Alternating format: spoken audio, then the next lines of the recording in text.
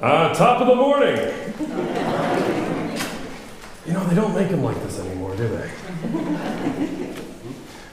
I remember very vividly, as a child, my memories of what it meant to walk into the presence of the altar with the stained glass. Before I lost my eyesight at age 5 years old due to a brain tumor, I had the extraordinary gift of not only visiting many churches, which I was keenly obsessed with. I should have known a future career at that point. But also, too, I was and still am a confessive nerd. And I was obsessed with going to, remember those ancient, wonderful house of relics called VHS shops? And whenever I would go into them, I would find myself trying to find films about the Bible. Because I was curious to bring alive these stories, these narratives, these histories that I would encounter in the liturgy. And I vividly remember seeing a 3.5-hour, very long-winded adaptation of the life of Christ, which I love and still find somewhat cheekily delightful, where there was a very British Jesus. And whenever this very British, never-blinking Jesus, played by Robert Powell, would get up and he would try to speak to the disciples, you just kind of felt as if at any moment he might end up breaking into the same British accent, turning to one of the Roman centurions, saying, "These aren't the droids you're looking for." But it goes to show that when I came to the part of the Eucharist, even though when I was a child I wasn't really thinking liturgically in a conscious way, when I heard him say that delicious accent, "This is my body," I got down on my knees. I genuflected in the living room. And I didn't have an alb, so I put on a towel at the time, God forgive me. And I found myself in the presence of Almighty God. Now, although these eyes have since dimmed, according to the flesh, I believe that on today's feast of the body and blood of Jesus, on this feast of the Eucharist, it is important to recapture what I had as a 5-year-old child on my face, on my knees, genuflecting in front of a screen. Because it is so easy, brothers and sisters, I more guilty than most, when we hear these terms, when we carry out these familiar gestures, to lose what is so radical, what is so revolutionary about them. The Eucharist is our Lord. The Eucharist is our Lord. The Eucharist is even dangerous. But to whom? So a part of our understanding, I feel, could be threaded around 3 principles: real presence, participation, and priesthood. Now, I'm pretty sure Father Barnes has already done an excellent job at describing the fact that when we are about to celebrate the body and blood of Jesus here on this altar, that we are encountering the very resurrected Son of God. That when we take the bread and cradle the bread in our hands, we are cradling the body, blood, soul, and divinity of Jesus. You are cradling God as God is cradling you. And I am sure that all of you, to some extent, will carry with you as you approach the altar today, as you receive the real presence of Jesus, your cares, your worries, your hopes, your dreams. I hope you do, and lay them at Jesus' feet. He is waiting for you. But where does this idea of presence come from? Perhaps we must look not with 21st century American eyes, but instead through the eyes of Christ's original Jewish audience. We hear that Jesus celebrated a Passover meal.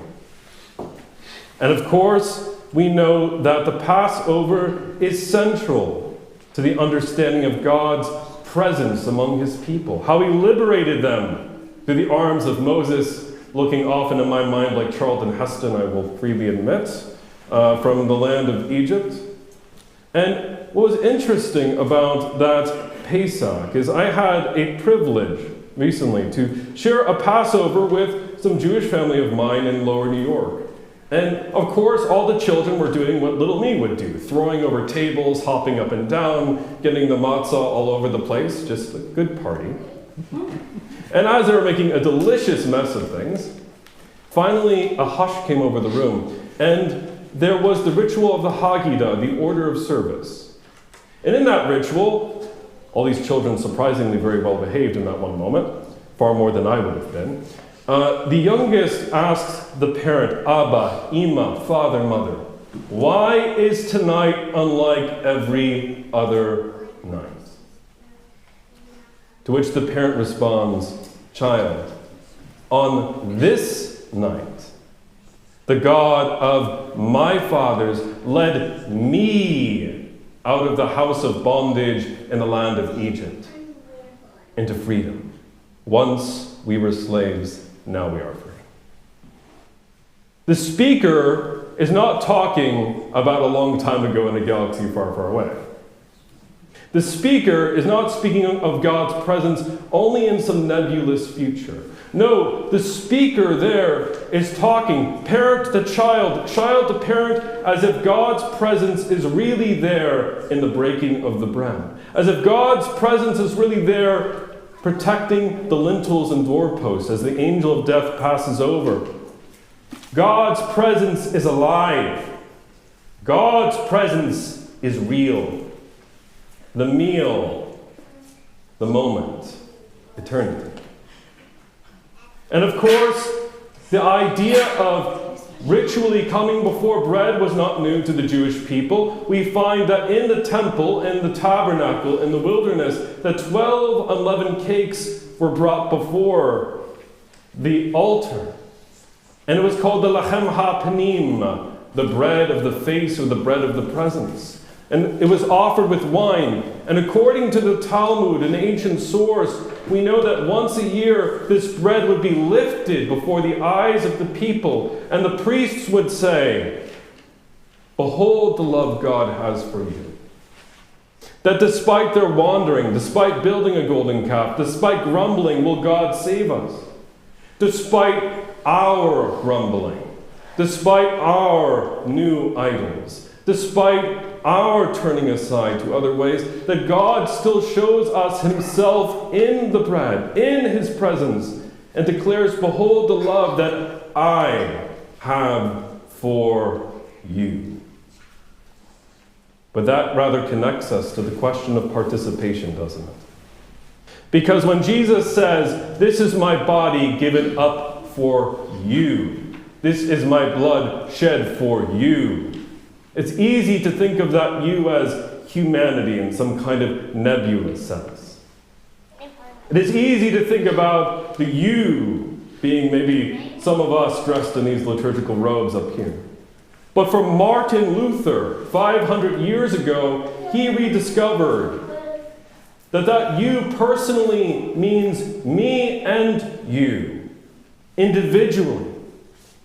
It was at a time when the church was withholding the chalice from the laity, offering it only to the priests, that Luther emphasized that you, we, us, the body of Christ, are called to drink of that same cup. Recently, this has drawn me into the priestly identity that we share in our baptisms.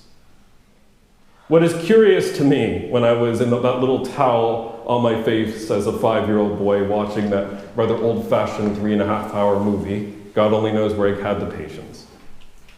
What was unique in that moment is I understood myself equally called to go out and offer this, my body, to the world. St. Paul says something similar. He says, offer your bodies as a living sacrifice. What does this practically mean? Recently, as I'm sure you could tell, I am a newlywed man, for which I am very, very blessed. And my wife deserves all the credit in the entire world for helping me not only wrangle all my seminary training, but also as an adjunct professor. And during our wedding service, I chose to include words from the old Anglican Book of Common Prayer with permission from my pastor. And according to the early modern English, there was a bit of a ritual during that service, where at the moment I presented my ring to her, and her to me, we declared, "With this ring I thee wed. With my body I thee worship." Now don't get me wrong, the early modern English word for worship just meant honor.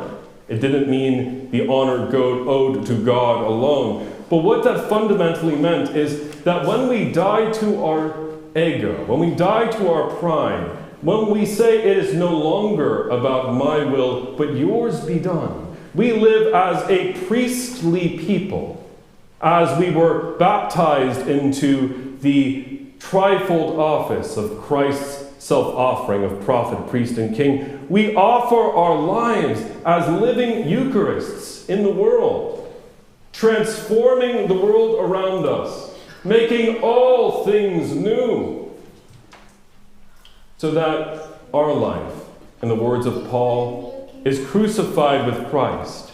It is no longer I who live, but Christ who lives in me. In the life that I now live in the flesh, I live no longer to myself, but to the Son of God who loved me and gave his life for me.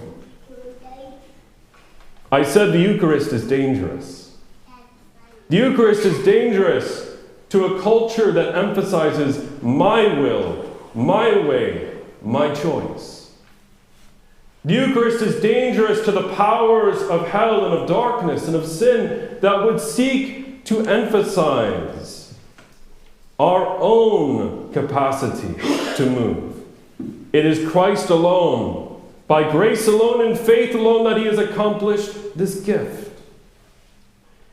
I say the Eucharist is dangerous even to the great political idolatries and social idolatries of the time that would seek to put the state or one's work or any other good thing before God. He who is among us reminds us that there is a kingdom greater than this fallen state.